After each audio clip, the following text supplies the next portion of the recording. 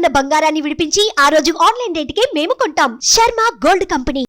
నమస్కారం, welcome to Suman TV. నేను గీతాంజలి. ప్రస్తుతం మనతో పాటు ప్రముఖ జ్యోతిష్యులు బ్రహ్మశ్రీ నందిభట్ల శ్రీహరి శర్మ గురువు గారు ఉన్నారు. వారితో మాట్లాడదాం. గురుగారు నమస్కారం అండి. వాగర్థావివ సంపృక్తౌ వాగర్థ ప్రతిపత్తయే జగతః పితరౌ వందే పార్వతీ పరమేశ్వరౌ. సదాశివసమారంభాం శంకరాచార్య మధ్యమాం అస్మదాచార్య పర్యంతం వందే గురు పరంపరాం. ఆదిత్యాయ చ సోమాయ మంగళాయ బుధాయ చ గురు శుక్ర శనిభ్యశ్చ రాహవే కేతవే నమః. శృంగేరి జగద్గురు పీఠాధిపతులకి, కంచి పీఠాధిపతులకి నమస్కారములు తెలియజేసుకుంటూ కార్యక్రమాన్ని ప్రారంభిద్దాం. కార్తీక మాసం భలే సందడిగా ఉందండి. ఎక్కడ చూసిన ఆలయాల్లో అయితే చాలా ప్రత్యేకం. ఇంకా ప్రతి ఒక్కరి ఇళ్లల్లో దీపారాధన అనేది ఖచ్చితంగా చేస్తారు.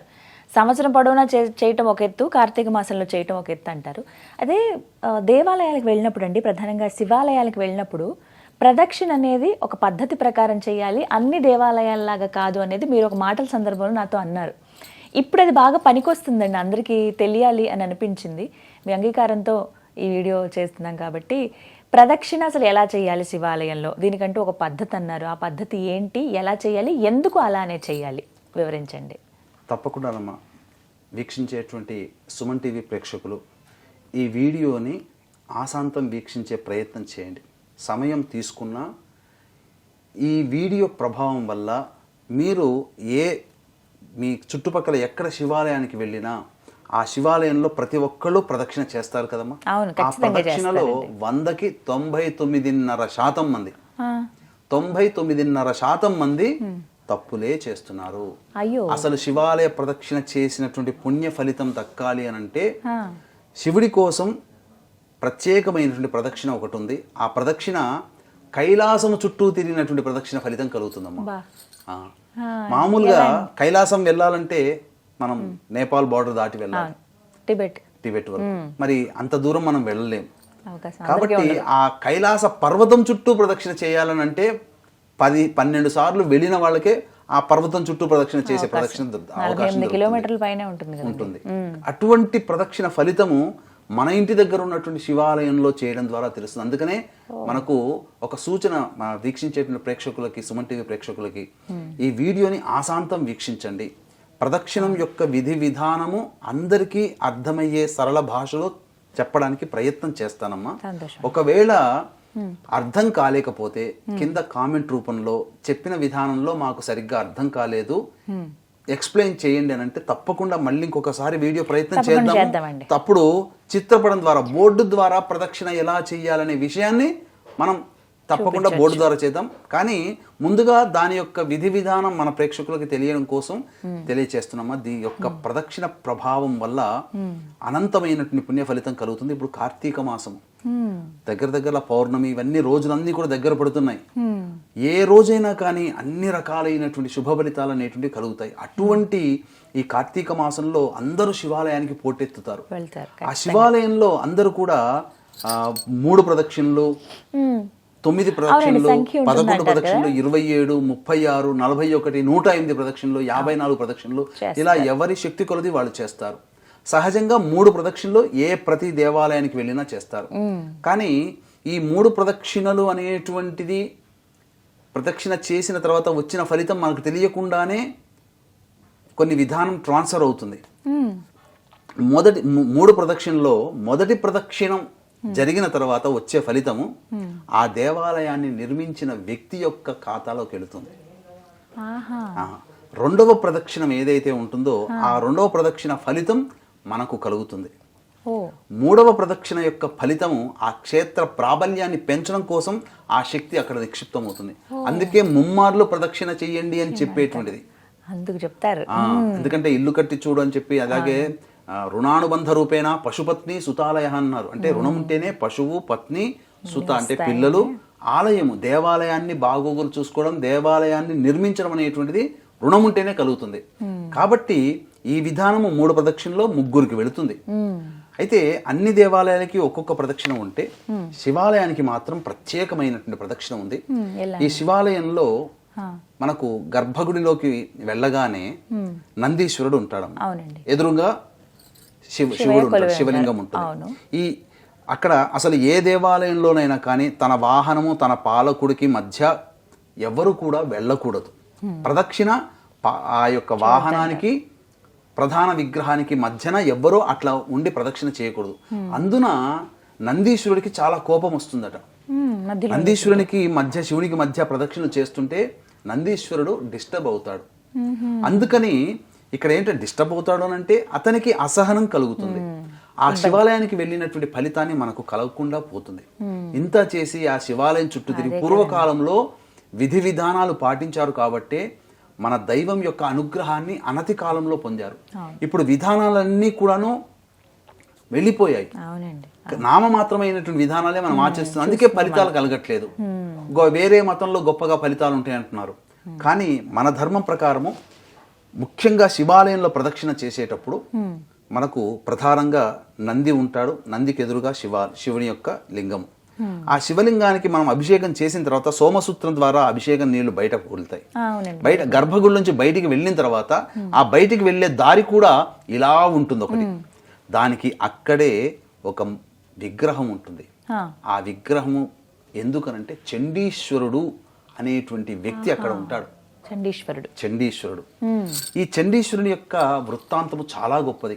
అఖండమైనటువంటి భక్తి ప్రపత్తులతో ఇసుకతో చక్కగా శివలింగాన్ని చేసి తన తండ్రి పంపినటువంటి ఆవులని మేపుతూ ఆవుల నుంచి వచ్చినటువంటి పాలతో అభిషేకం చేసేవాడు. ఇంటికి వచ్చేసేసరికి పాలని తగ్గిపోయే పాలు ఇవ్వట్లేవు ఆవులు అని చెప్పి ఎందుకు ఇట్లా జరుగుతుందని చెప్పి అప్పుడు తన కొడుక్కి తెలియకుండా తండ్రి వెంట పెడతాడు.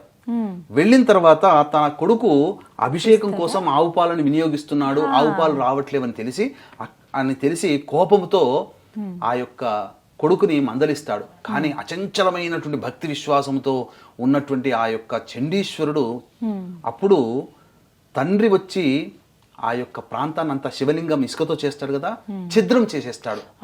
నా దేవుడిని నేను ఆరాధిస్తున్నాను, నా దేవత ఆరాధనకి భంగం కలిగించావా తండ్రి అని చెప్పి పక్కన ఉన్నటువంటి గొడ్డలితో గట్టిగా కొడతాడు. అతని కాళ్ళు రెండు పగిలిపోతాయి. అంటే అక్కడ తండ్రి అని కూడా చూడలేదు, అక్కడ భక్తి ప్రధానమైంది. పార్వతీ పరమేశ్వరుడు స్వయంగా వచ్చి నీ అనన్యమైనటువంటి భక్తికి నేను మెచ్చాను అయ్యా, నీవు నా సంపదకంతకి కూడాను కాపలాదారుడివి అని చెప్పి అప్పటి నుంచి నువ్వు చండీశ్వరుడిగా నీవు నామం అందుతావు, నాకు సమర్పించే ప్రతి ద్రవ్యము కూడా నిన్ను అడగందే తీసుకొని వెళ్ళకూడదు అని ఆజ్ఞాపన చేసి ఆ విధంగా పెడతాడు. అప్పటి నుంచి ప్రతి దేవాలయంలో చండీశ్వరుని యొక్క విగ్రహం అనేటువంటిది పెట్టడం జరుగుతుంది. ఖచ్చితంగా ఉంటుంది. కానీ కొన్ని దేవాలయాల్లో, పాతకాలం దేవాలయాల్లో చండీశ్వరుడు ఉంటాడు, కానీ ఇప్పటి దేవాలయాలు కొన్ని లేవు. అయితే ఈ ప్రదక్షిణ అనేటువంటిది విధానంగా చెయ్యాలమ్మా. అందుకనే మీకు గమనించుకుని ఉంటే శివుడికి సంబంధించినటువంటి విషయాలు తెలిసిపోయే గ్రంథాల్లో ఉన్నప్పుడు శివాలయానికి ఒకసారి ఇచ్చిన పదార్థాలు ఇచ్చిన తర్వాత ఏమీ తీసుకెళ్ళి వెళ్ళట్లేదు, ఎవరు తీసుకొని వెళ్ళకూడదు. అందుకని దీనికి గుర్తుగా చండీశ్వరుని దగ్గరకు వచ్చి చిటికలు వేస్తారు. ఇట్లా చిటికలు వేసి, ఓ చండీశ్వర ఉత్త చేతులతో వెళ్తున్నాను, నా దగ్గర ఏమీ లేదయ్యా అని చెప్పి ఆ పూజారి ఇచ్చినటువంటి కొబ్బరి చిప్పో అరటిపండో ప్రసాదము తీసుకొని, పూలో కానీ బిల్వపత్రం తీసుకొని, ఇవి మాత్రమే పూజారి గారు ఇచ్చారు, ఇవి మాత్రమే నీ అనుజ్ఞతో తీసుకుంటున్నాను స్వామి అని చెప్పి ఆయన దగ్గర ఒక మాట చెప్పి వెళ్ళి మన ఇంటికి తీసుకొని పోవాలి. ఈ శివద్రవ్యము శివుని లింగం మీద పడినది అంతా కూడా శివారాధనకి అర్పించినది అవుతుంది. శివునికి కాకుండా మిగతా ఏ ద్రవ్యమైతే పడుతుందో ఆ ద్రవ్యం అంతా చండీశ్వరుడిది. అందుకనే ఇక్కడ శివాలయంలో కనీసం విభూతి కూడా పట్టుకొని రాకూడదు, చండీశ్వరునికి చెప్పి పట్టుకొని రావాలి. అటువంటి చండీశ్వరునికి సంబంధించినటువంటి కాబట్టి చండీశ్వర ప్రదక్షిణ అనేటువంటిది ఒకటి ఉంటుందమ్మా. ఆ చండీశ్వర ప్రదక్షిణ గనక విధానంగా చేస్తే కైలాసములో పార్వతీ పరమేశ్వరుల యొక్క సమూహము ఉన్నటువంటి ఆ కైలాస పర్వతాన్ని చుట్టినటువంటి ఫలితం వస్తుంది. కాబట్టి ఆ ప్రదక్షిణ ఎలా చేయాలి అనంటే చాలా దేవాలయాల్లో మనకు ధ్వజస్తంభం ఉంటుంది, కొన్ని దేవాలయాల్లో శివాలయాల్లో ఉండదు. ధ్వజస్తంభం ఉన్నటువంటి దేవాలయంలో అయితే ధ్వజస్తంభం నుంచి ప్రారంభం చేయాలి. లేదు ధ్వజస్తంభం లేకపోతే కనీసం నంది దగ్గర నుంచి అయినా ప్రారంభం చేయాలి. కానీ ఈ ప్రదక్షిణ చేసేటప్పుడు నందికి శివలింగానికి మధ్యగా వెళ్ళకూడదు, ఇది నియమం. అయితే కొన్ని దేవాలయాల్లో శివాలయంలో శివలింగం ఉంటుంది, అభిషేకం చేసిన తర్వాత అభిషేకం నీళ్లు బయటికి వెళ్ళడానికి ఒక ద్వారం ఉంటుంది. ఆ యొక్క ద్వారం గుండా అక్కడ అభిషేకం చేసిన నీళ్లు గుడి వెనకాల, గుడి బయట పోతుంటాయి కదా, అక్కడ చండీశ్వరుడు ఉంటాడు. ఒకవేళ చండీశ్వరుని విగ్రహం లేకపోతే ఆ నీళ్లు అభిషేకం చేసినటువంటి నీళ్లు కానీ పళ్ళ రసాలు కానీ పోయే ద్వారం ఉంటుందో అక్కడ చండీశ్వరుడుగా ఉన్నట్టుగా భావన చేసుకోవాలి. ఈ విధంగా ప్రదక్షిణ అనేటువంటిది చేయాలి. ఏ విధంగా చేయాలి అని అంటే, వీక్షించేటువంటి సుమన్ టీవీ ప్రేక్షకులు గమనిక, ఈ యొక్క కార్తీక మాసము పౌర్ణమి సందర్భంగా నవంబర్ 15వ తారీఖు రోజున జాతకరీత్యా కలుగు విద్య, వివాహ, ఉద్యోగ, దాంపత్య, సంతాన, అనారోగ్య సమస్యల నివారణకి సర్వదోష నివారణ హోమాలు అనేటువంటివి, అలాగే శనిదోష నివారణ హోమాలు పర్ హెడ్ 1500 రూపాయలకి చేయించడం జరుగుతుంది. అవకాశం ఉన్న వాళ్ళు కార్యక్రమ తదనంతరం కాంటాక్ట్ చేసి పూర్తి వివరాలు తెలుసుకోవచ్చు. అలాగే 2025వ సంవత్సరంలో ప్రతి నెల మీ కుటుంబ సభ్యుల గోత్రనామాదులతో సర్వదోష నివారణ హోమాలని 1 సంవత్సరం పాటు మీ గోత్రనామాలతో చేయించడం జరుగుతుంది. వీటి వివరాలు కూడా కార్యక్రమ తదనంతరం కాంటాక్ట్ చేసి తెలుసుకోవచ్చు. ఇక అసలు విషయం, చండీశ్వరుని యొక్క ప్రదక్షిణ ఎలా చేయాలి? ముందుగా ధ్వజస్తంభం దగ్గర అయినా కానీ నిలబడాలమ్మ. నిలబడి ధ్వజస్తంభం దగ్గర నిలబడినప్పుడు దానికి ఎదురుగా మనకు నంది కనబడతాడు, నందికి ఎదురుగా శివుడు కనబడతాడు. ఆ విధంగా మనం ధ్వజస్తంభం ఎదురుగా నిలబడ్డప్పుడు మనం ఎడం వైపు నుంచి మనం కుడివైపున వెళ్తే అప్రదక్షిణం అవుతుంది. ధ్వజస్తంభం దగ్గర నిలబడి ఆ విధంగా వెళ్ళి ఆ స్వామి వారికి అభిషేకం చేసిన తర్వాత అభిషేకం ద్రవ్యాలు పోయే ప్రదేశం ఉంటుంది కదా, అక్కడ వరకు రావాలి. ఆ అభిషేక ద్రవ్యాలు పోయే దాన్ని దాటకూడదు. అక్కడ వరకు వచ్చి నమస్కారం చేసుకొని మళ్ళీ వెనక్కి రావాలి. వెనక్కి వచ్చి మళ్ళీ ధ్వజస్తంభాన్ని దాటి మళ్ళీ ఆ గర్భగుడిలో దాటిన తర్వాత అక్కడ అభిషేకం చేసే నీళ్లు పోయే ప్రదేశం ఉంటుంది కదా, అక్కడికి వచ్చి రావాలి. అక్కడికి వచ్చి నమస్కారం చేసుకొని మళ్ళీ ధ్వజస్తంభం దగ్గరికి రావాలి. అప్పుడు వస్తే ఒక చండీ ప్రదక్షిణ. మనకైతే 3 కిందకి వస్తుంది, కానీ 2.5 కిందకి వస్తుంది. కానీ వాస్తవానికి ఏంటంటే, ఈ అభిషేకం చేసిన తర్వాత నీళ్లు వెళతాయి కదమ్మా, ఆ నీళ్లు వెళ్లే పానపట్టాన్ని దాటకూడదు. దీని నియమం అది. ధ్వజస్తంభం ఎదురుగా నిల్చొని ఆ శివుడి దగ్గరికి అలా వెళ్ళి గర్భగుడి వెనకాల నుంచి అలా వచ్చేస్తే అభిషేకం అక్కడ వరకు మళ్ళీ వెనక్కి రావాలి. వెళ్ళి వచ్చి ధ్వజస్తంభం దగ్గరకు వచ్చి మళ్ళీ ధ్వజస్తంభాన్ని దాటి మళ్ళీ అక్కడ దాకా రావాలి. మళ్ళీ వెళ్ళి అక్కడి నుంచి మళ్ళీ ధ్వజస్తంభం దగ్గర రావాలి. ఈ ప్రదక్షిణలో ఎక్కడ కూడా ఆ అభిషేకం నీళ్లు పోయే పానపట్టం ఉంటుంది కదా అక్కడ గర్భగుడికి బయట, దాన్ని దాటకూడదు. నియమం అది. ఆ విధంగా ఒక్క ప్రదక్షిణ చేస్తే శివానుగ్రహం అతి త్వరగా కలుగుతుంది. ఇది విషయము 99.9 మందికి తెలియదు. అంటే ఎందుకంటే నాకు ఇప్పుడు ఏ విషయమైనా చెప్పేటప్పుడు అంటే మనకు కలిగినటువంటి జ్ఞానాన్ని 10 మందికి పంచాలని ఆలోచన. ఎలా అండి, మన పురాణాల్లో ఉందా? చండీశ్వర ప్రదక్షిణ అంటారు దీన్నే చండీశ్వర ప్రదక్షిణ అంటారు. ఇప్పటి వరకు ఎవరికి తెలియదు. కానీ నాకు దీని విషయం గురించి తెలుసు. కానీ ఈ విషయం తెలిసినా ఎలా వెళ్ళాలి, ఇది చాలా కన్ఫ్యూజన్ గా ఉంది అని నేను చాలా కన్ఫ్యూజన్ గా ఉండేవాడిని. అంటే ఇక్కడ ఇంకొక సమస్య గురువు గారు, ఇలా ప్రదక్షిణ చేయడానికి ప్రారంభిస్తే వెనక్కి తిరుగుతున్నావేంటి, అలా తిరగకూడదు, తిరగండి వెంటనే సరిగ్గా. మీరు అన్న మాటకి దీనికి ఇప్పుడు వివరణ ఇవ్వబోతుంది. మీరు అన్న మాటే నేను మొన్న ఒక 2 రోజుల కిందట కోటి సోమవారం అని ఉంది కదా, ఆ కోటి సోమవారం రోజున శివాలయానికి వెళ్ళాను సంధ్యా సమయంలో. వెళ్ళిన తర్వాత నేను మామూలుగా స్వామిని దర్శనం చేసుకుంటుంటే, ఇప్పుడు మీరు ఏదైతే అన్నారో సాక్షాత్తు అక్కడ ఒక బ్రాహ్మణుడు ప్రదక్షిణ చేస్తున్నాడు. మేము తింటుంటే మాకెదురుగా వస్తున్నాడు. అంటే మాతో పాటు తిరగాలి కదా, ఏంటండి అప్రదక్షిణంగా అవుతుంది కదా ప్రదక్షిణ అంటే, నేను మళ్ళీ చెప్తాను ఇట్లా అన్నాడు. అన్న తర్వాత శివాలయంలో కూర్చున్న తర్వాత అప్పుడు లోపలికి వచ్చి తీర్థ ప్రసాదాలు తీసుకున్న తర్వాత, మామూలుగా బ్రహ్మచారులైతే ఇలా మొత్తం అంతా తిరగొచ్చు, మరి బ్రహ్మచారులు కాని వాళ్ళు, గృహస్థులైన వాళ్ళు ఎవరైనా ఈశ్వరుని దేవాలయానికి వచ్చినప్పుడు ప్రదక్షిణ, ఈ శివ ప్రదక్షిణ ఇట్లా చేస్తారని చెప్పి ఇట్లానంటే, అప్పుడు మీరు చేసింది ఎంతటి గొప్ప పుణ్యమే తెలుసా అండి. నేను ఎన్నాళ్ళ నుంచో నేను కూడా నాకు ఒక సందేహాలు ఉన్నాయి దీని మీద. అతను చెప్పిన విధానం తర్వాత నాకు ఆ సందేహాలను నివృత్తి అయ్యాయి. దీన్ని చండీశ్వర ప్రదక్షిణ అంటారండి. చండీశ్వర ప్రదక్షిణ ఇలా చేయడం వల్ల సాక్షాత్తు కైలాసము చుట్టూ ప్రదక్షిణ చేసిన పుణ్య ఫలితము, అలాగే శివాలయంలో 108 సార్లు ప్రదక్షిణ చేస్తే ఎంత ఫలితమో, ఈ చండీశ్వర ప్రదక్షిణ ఒక్కసారి చేస్తే అంత ఫలితం అని చెప్పి మనకు లింగ పురాణంలో, శివ పురాణంలో చెప్పబడి ఉందండి. అంటే మీరు చండీశ్వర ప్రదక్షిణ అంటున్నారు కానీ నాకు తెలియదండి. మా గురువు గారు శివ ప్రదక్షిణ ఇలా చేయాలని నాకు చెప్పారు, అలా చేస్తున్నాను. మొట్టమొదటిసారి మీ నోటి నుంచి చండీశ్వర ప్రదక్షిణ అంటారని చెప్పి తెలుసుకున్నాను. నాకు ఈ రోజున నాకు ఈ విధానం తెలిసింది, చాలా ధన్యం, ఆ ఈశ్వరానుగ్రహమే అనుకుంటాను అని చెప్పడం జరిగిందమ్మా. మొత్తం ఇలా జరిగింది. మీరు అన్నట్టు చాలా వరకు తెలియదు. దీన్ని చండీశ్వర ప్రదక్షిణ, ఎందుకంటే ఈ సందేహం నాకు ఎదురుగా ఒక బ్రాహ్మణుడు నాకు ఎదురుగా వచ్చి ప్రదక్షిణ చేస్తేనే నేను అప్రదక్షిణం అనుకున్నాను. అది ఎవరన్నా ఇప్పుడు ఇలా ప్రదక్షిణ చేస్తే నందిబొట్ల గారు చెప్పారు ఈ విధంగా చేయమని అని చెప్తారండి. నేను చెప్పడం ఖచ్చితంగా. నేను పరమాణులో పురాణాల్లో రేణు అంతటి వాడిని. తీసుకుని. అది మనకి ఎప్పుడో అంటే చెప్పబడి ఉంది. పురాణాల్లో ఉన్న మా అంతటి మేము చదవలేము, వాటి గురించి తెలుసుకోలేము. మీలాంటి వాళ్ళ ద్వారానే కదా తెలుసుకోగలుగుతాం. మొత్తం మీద ప్రదక్షిణ ఇలా ఇలా చేయాలి చేయాలి. శివాలయం. ఒకవేళ దీని విధానంగా మనకు తెలియకపోతే మళ్ళీ మనం ఒకసారి చిత్రపటం ద్వారా అందరికీ తెలియజేసే, ఎందుకంటే ఈ జ్ఞానం అందరికీ వెళ్ళాలమ్మా, మనతో ఆగకూడదు.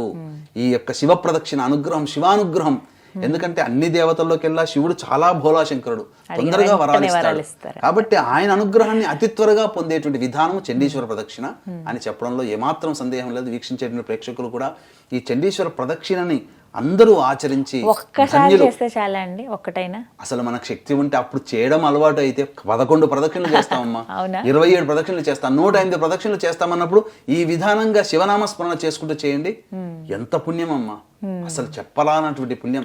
ఆ వ్యక్తి దక్షిణామూర్తి స్తోత్ర పారాయణం చేస్తూ ఈ విధంగా ప్రదక్షిణ చేశాడనంటే అసలు చాలా అద్భుతం అమ్మా. నాకు నిజంగా ఈ కార్తీక మాసంలో నాకున్నటువంటి ఒకే ఒక సందేహము, నేను చెయ్యాలి దేవాలయానికి వెళ్ళినప్పుడు అనుకున్నప్పుడు నాకు ఆ సందేహ నివృత్తి కాక, మనం తెలిసి చేసినా తెలియక చేసినా పాపమే కదా, తెలిసి ముట్టుకున్నా తెలియక ముట్టుకున్నా నిప్పు నిప్పే కదా, దానివల్ల మనకేమైనా నెగిటివ్ వస్తుందేమని చెప్పి నేను ఆగిపోయి ఉన్నాను. ప్రదక్షిణ విధానం తెలియక, కొంత విధానం తెలియక. కానీ ఆ బ్రాహ్మణుడి ద్వారా ఈశ్వరుడే నాకు సంకల్పం చేసినట్టుగా ఆ విధానాన్ని నాకు తెలియజేశాడు.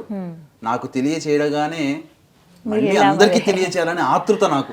ఎందుకంటే అందరూ ఈ ఫలితాన్ని పొందాలి, నాకు ఒక్కడి ద్వారా తెలియకూడదు. అందరూ చేసే 100లో 99.5 అని నేను అంటున్నాను, కానీ 100కి 100 మంది చేసే తప్పు ఇది. కానీ 99.5 ఎందుకన్నా అంటే నాకు కనబడ్డాడు కదా బ్రాహ్మణుడు. అట్లాంటి బ్రాహ్మణులు ఎంతో మంది చేసేవాళ్ళు ఉంటారు. కాబట్టి వాళ్ళకి తెలిసినది మనం అందరికీ మనం తెలుసుకుని అందరికీ మనం పంచుతున్నాము. చాలా చక్కగా వివరించారు గురుగారు, ధన్యవాదాలండి. సర్వం శ్రీ ఉమామహేశ్వర పరబ్రహ్మార్పణమస్తు. విన్నారు కదా, పానవట్టం నుంచి బయటకు వచ్చే అభిషేకపు నీళ్ళు ఏవైతే ఉంటాయో అది దాటకుండా మనం ప్రదక్షిణ చేయాలండి. మీకు అర్థమైందనే భావిస్తాను. ఒకసారి వీడియో మళ్ళీ మీరు రివైండ్ చేసుకుని చూడండి. మీకు తెలిసిన వాళ్ళకి, మీకు కావాల్సిన వాళ్ళందరికీ కూడా ఈ వీడియోను షేర్ చేయండి. నమస్కారం.